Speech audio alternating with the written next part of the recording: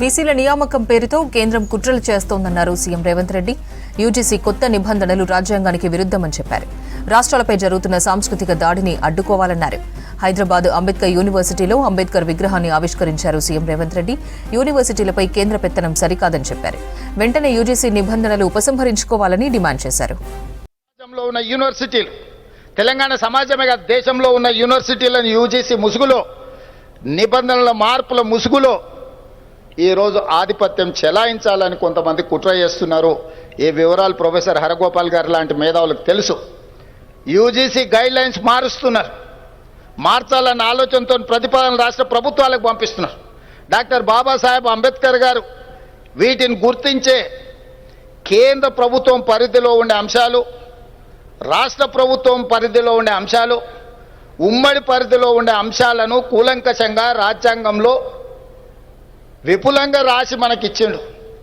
కానీ ఈరోజు సవరణల ద్వారా రాష్ట్ర పరిధిలో ఉండాల్సిన యూనివర్సిటీల యొక్క మనుగడ కేంద్ర ప్రభుత్వం గుంజుకోవాలనే ప్రయత్నం చేస్తుంది.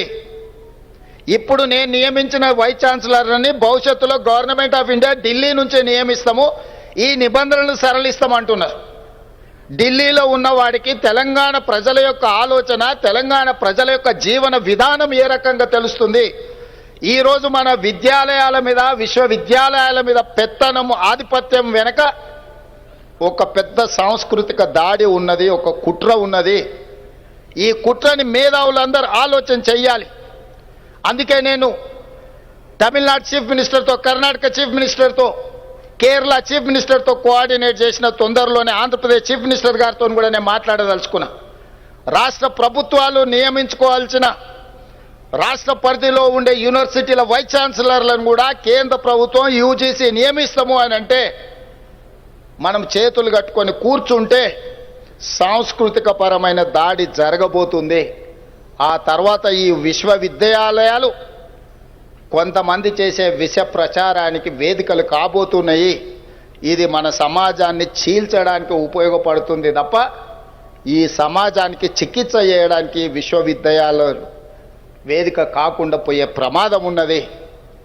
అందుకే ఈ వేదిక మీద నుంచి ప్రధానమంత్రి నరేంద్ర మోడీ గారికి విజ్ఞప్తి చేస్తున్నా.